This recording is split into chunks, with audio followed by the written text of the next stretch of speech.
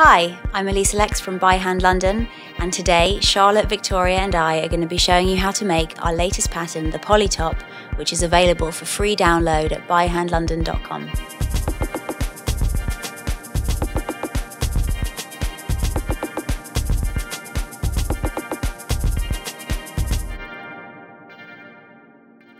To make the Poly Top, you will need a pair of sharp tailor's shears, an unpicker, a sewing machine, a spool of thread, some pins, an iron, and a tape measure.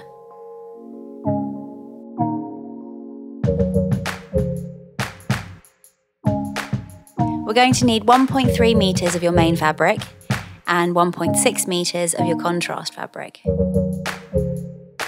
The front piece, back piece and contrasting panels all need to be placed on a piece of fabric folded in half lengthways. Align the indicated edge with the fold of the fabric and pin securely into place. The neckline and armhole pieces, however, need to be cut on the bias, so place these diagonally on a single sheet of fabric. Begin with your fabric folded in half, with the grain line running vertically parallel to your selvages. The selvage is the edge of the fabric as it comes off the roll or bolt. This is the part that's woven and slightly perforated like this, that does not fray or unravel. Once you've taped together and cut out your pattern pieces, place them onto your fabric, paying attention to the grain line of the binding pieces and those that belong on the fold. Grab some pins and carefully pin your pattern pieces into place, being careful not to distort the fabric or pattern pieces as you go.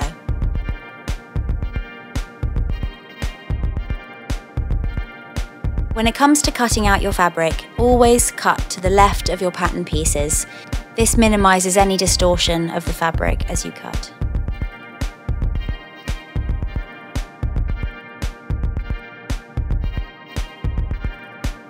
Make sure you snip all notches on the pattern pieces.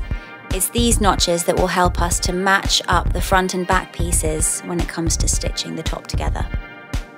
So now we have our front piece, our contrasting panel, the back piece, the neckline binding, and the two armhole binding strips.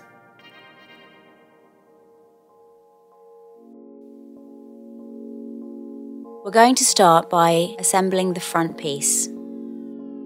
Turn your main front piece over so the right side is facing down and place the panel right side down into the corresponding space. Carefully pinch the two raw edges together, first of all matching the notches.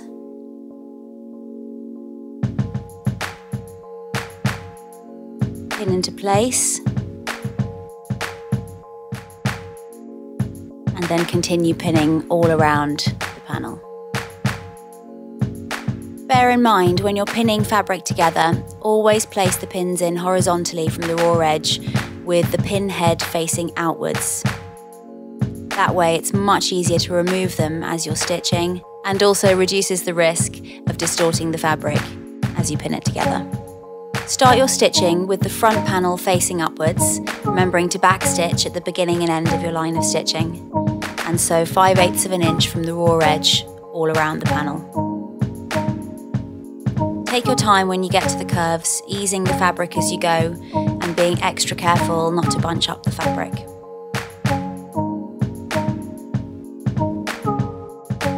Press the seam in towards the centre front and finish off the excess seam allowance either with pinking shears or with your overlocker.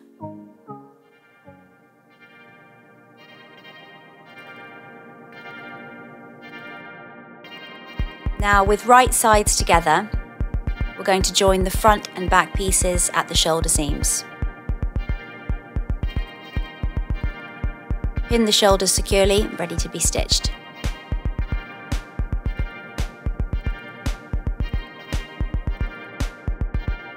Now close your shoulder seams with the usual 5/8 of an inch seam allowance, removing the pins carefully as you go. Now press open your shoulder seam and finish off the seam allowance. We're now going to close the side seams. Pin down the side seams matching the notches, matching the underarms, matching the hem, and then pinning everywhere else in between. Now close the side seams with the usual 5/8 of an inch seam allowance, back stitching at the beginning and end of your line of stitching.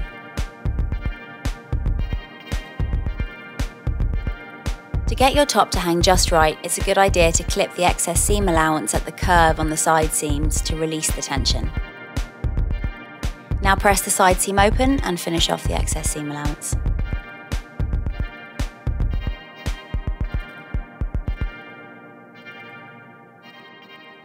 With your top inside out and the centre back facing you, mark the centre back point with a pin.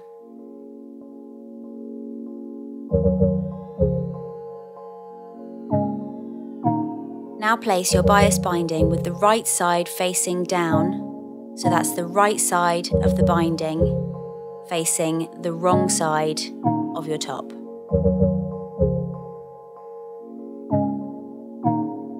Start by pinning just to the right of the pin that you used to mark the centre back. We're going to leave a little gap here and I'll explain why later. Pin the bias binding all the way around the neckline. We're going to finish off the neckline and armholes of our top using bias binding. Given the diagonal weave of bias binding, it's much more malleable than fabric cut on the straight and therefore binds a curved edge really smoothly and ensconces the raw edge for a flawless finish.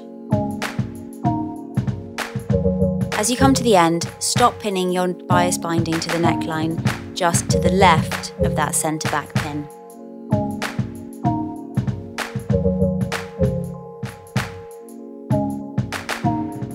This gap that we're going to leave here is going to enable us to close the bias binding perfectly once we've stitched it into place.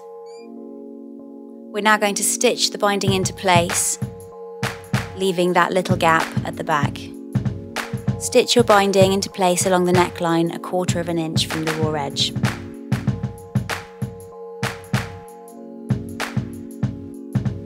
When you get to the end of your stitching, remember to stop just before you get to that centre back pin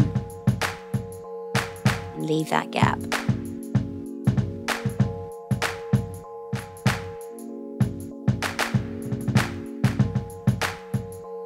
Now with right sides of the binding together, hold the two ends against the gap along the neckline to figure out where to join them in order to perfectly cover the neckline. Pin the ends of the binding at this point.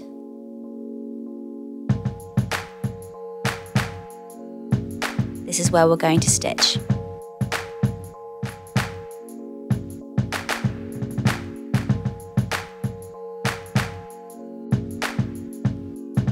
Now trim the excess seam allowance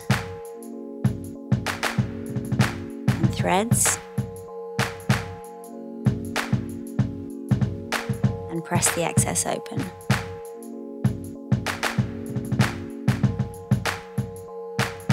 It will now be easy to stitch the remainder of the neckline, perfectly closing that gap at centre back.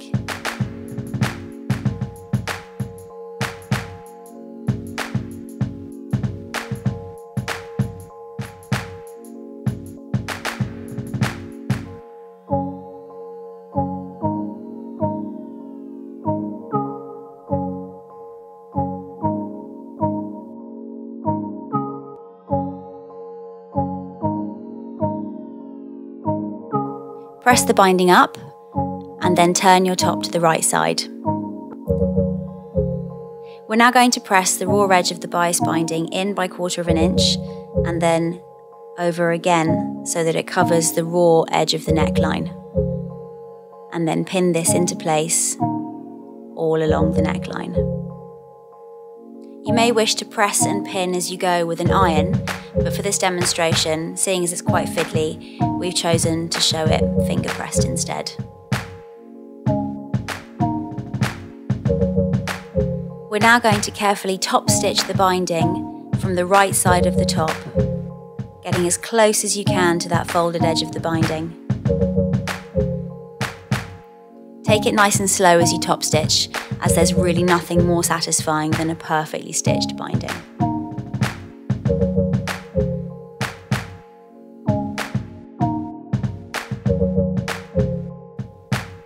Once you're done with the neckline binding, repeat this process for the armholes, starting just to the right of the side seams in order to match the bias binding seam with the side seam.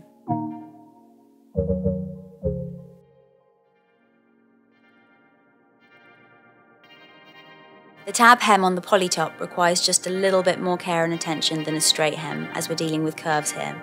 First of all, we're going to sew a line of stitching 1/2 inch from the raw edge all along the hemline.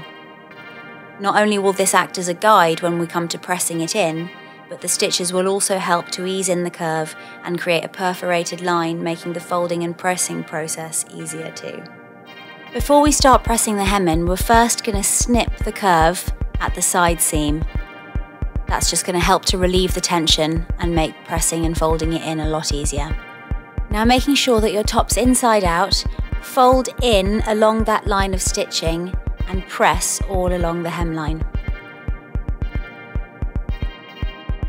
Now we're going to fold that pressed hemline in again by the same amount, pressing and pinning into place as we go.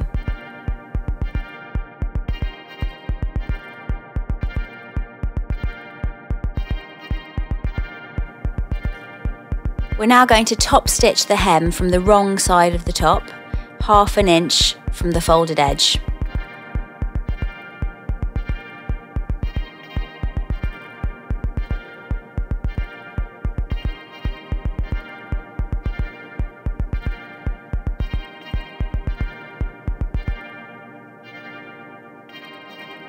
And that's it, you did it! It should look a little something like this.